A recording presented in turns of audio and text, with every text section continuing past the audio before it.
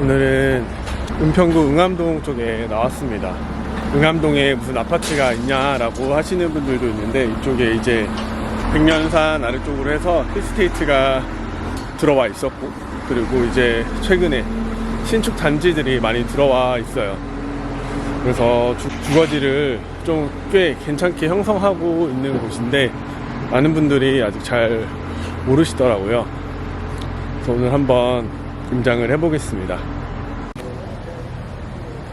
이쪽이 어떻게 보면 서울 외곽에 있는 단지들이잖아요. 그래서 서울 외곽에 있는 단지들과 경기도 상급지에 있는 구축 아파트들과 비교했을 때 어디를 선택하는 게 조금 나을까 예전에 고민을 했던 적이 있어요. 그래서 거기에 대한 제 생각도 한번 말씀드려보려고 합니다.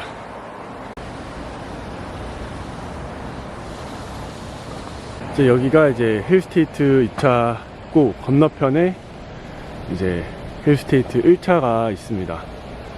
이쪽은 힐스테이트 1, 2, 3차가 이제 2011년도에 들어왔고요.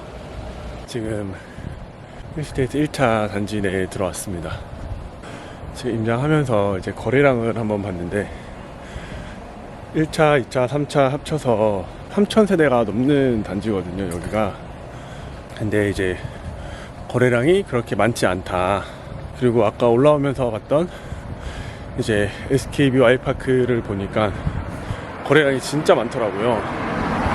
그래서 이걸 보면서 요즘엔 진짜 얼죽신이라는 말이 괜히 있는 게 아니구나, 그런 생각이 들었습니다. 이를 통해서 좀 알 수 있는 것이, 아직 힐스테이트 단지는 가격을 많이 회복을 못했다는 것을 알 수 있고, 그만큼 상대적으로 가격이 저렴하다라는 생각이 많이 들었어요. 힐스테이트 단지들을 임장을 해보면 이쪽이 언덕이긴 한데 다 엘리베이터나 이런 걸로 좀 언덕에 대한 불편함을 좀 해소를 시켜준 것 같아요.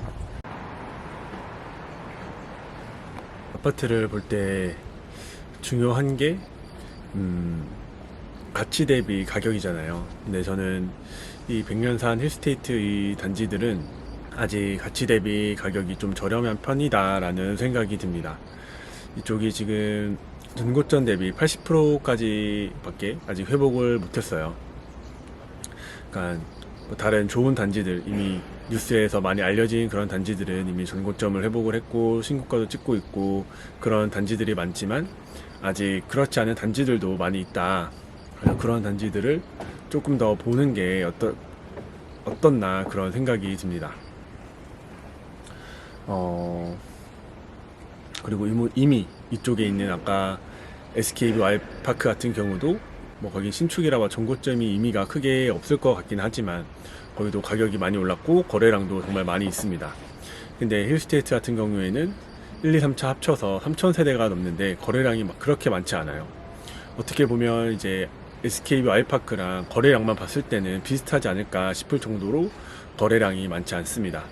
그리고 이제 이쪽에 신축 단지들이 가격이 오르려면 녹번역에 있는 신축 단지들이 오르고, 그리고 이쪽에 온기가 전달이 돼야 이쪽에 있는 신축 단지들도 가격이 오르는데, 녹번역에 있는 신축 단지들이 이미 올랐어요. 오르고 정고점도 찍었고 신고가를 찍은 것도 있고, 그래서 이제 SK뷰 아이파크까지 그 온기가 전달이 됐는데, 백년산 힐스테이트까지는 그 온기가 아직 전달이 되지 않은 것 같아요.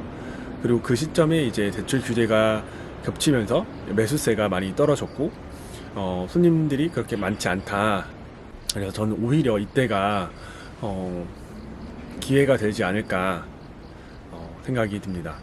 그래서 가격적으로 봤을 때 이제 녹번역에 있는 24평 신축 단지들이 10억대의 가격이 되고 가격이 형성되어 있고, 34평 같은 경우에는 이제 12억 중반부터 이렇게 가격이 형성이 되는데, 이쪽에 있는 신축 단지들이 SK뷰 아이파크 같은 경우가 24평이 9억대, 그리고 34평이 10억대 이렇게 가격이 형성되어 있어서 그 가격이 맞는 것 같아요.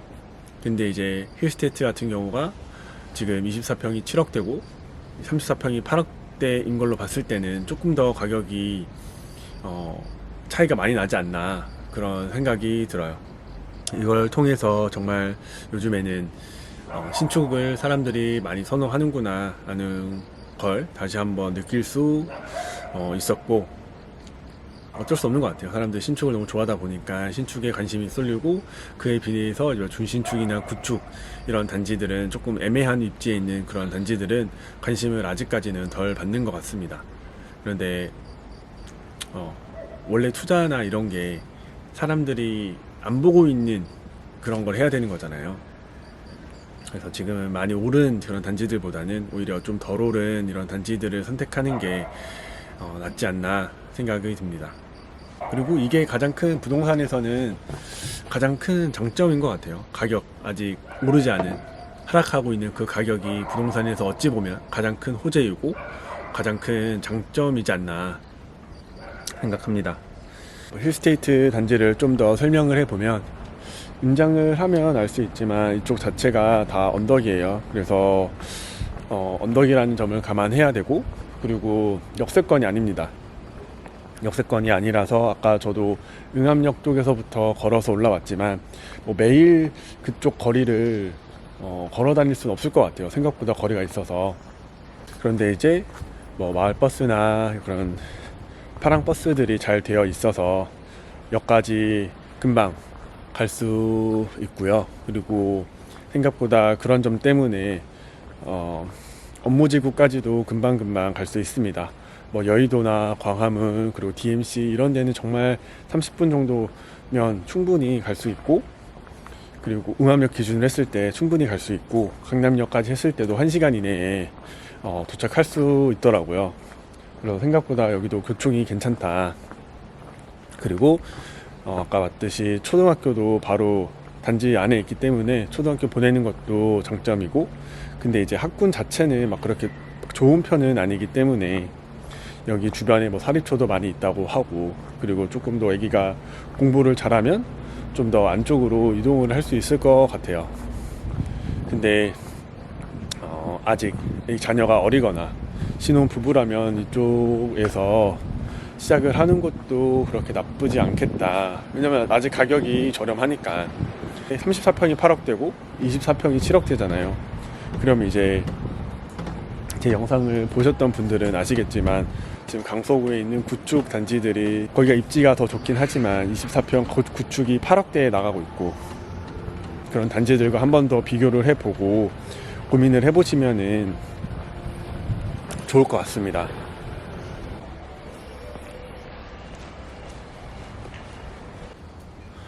그래서 여기가 지금 24평 같은 경우가 7억대에 나오고 있고, 아까도 말씀드렸지만 이쪽 가격이랑 경기도 최상급지는 아니지만 상급지에 있는 역세권 24평 구축인 아파트들과 여기의 가격이 비슷하거든요.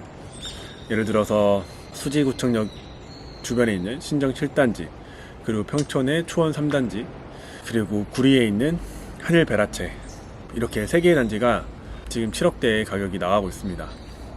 각자 단지마다 장단점이 있는 것 같아요. 수지구청역 같은 경우에는 수지에서 제일 선호되는 그런 상권, 수지구청역 중심으로 해서 학원가도 잘 되어 있고 상권도 잘 갖춰져 있고, 그리고 평지구, 그래서 사람들이 많이 선호하는 곳이고, 강남까지 접근성도 신분당선을 타고 오면은 30분도 안 걸리기 때문에 사람들이 많이 선호하는 곳입니다.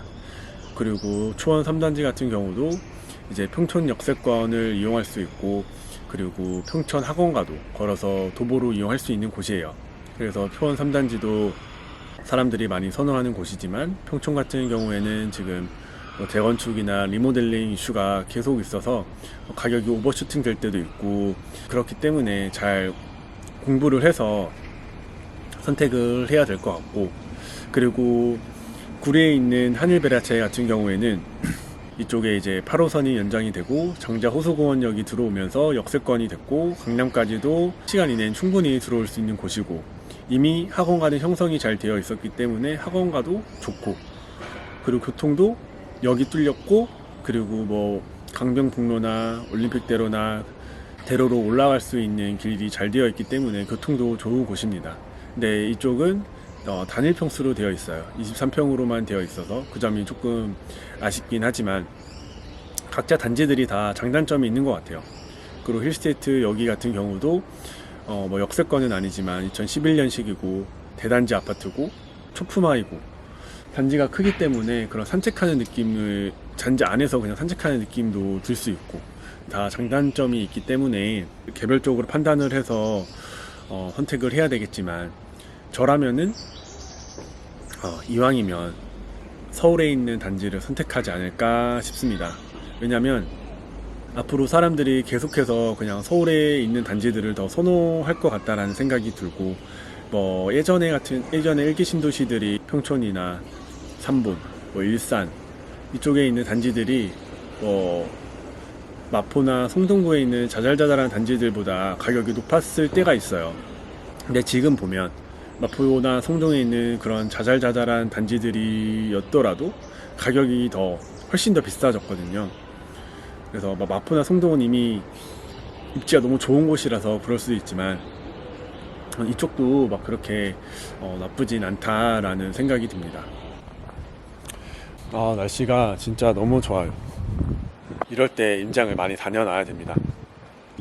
뭐 덥고 추운 그 계절에는 임장하기가 진짜 쉽지가 않아서 봄, 가을이 임장하기가 제일 좋은 것 같아요. 그리고 최근에 책에서 이런 구절을 봤어요.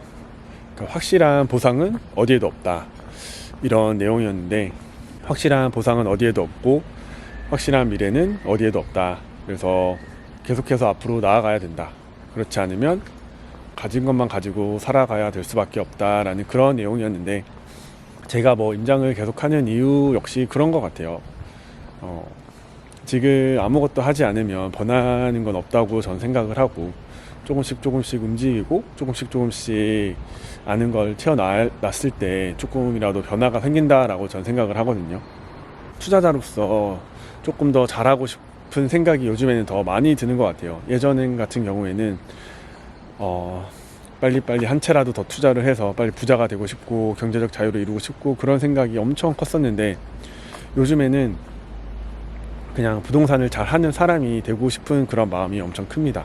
그래서 돈은 사실 좀 그 다음 문제인 것 같아요.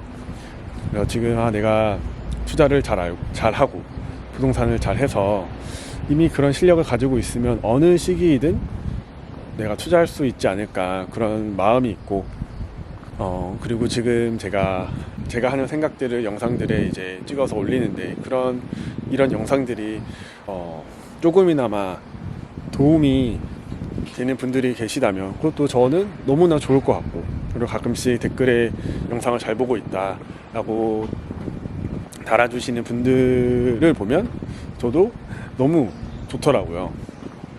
그런 것 때문에 그냥 이 영상을 찍는 것 같습니다.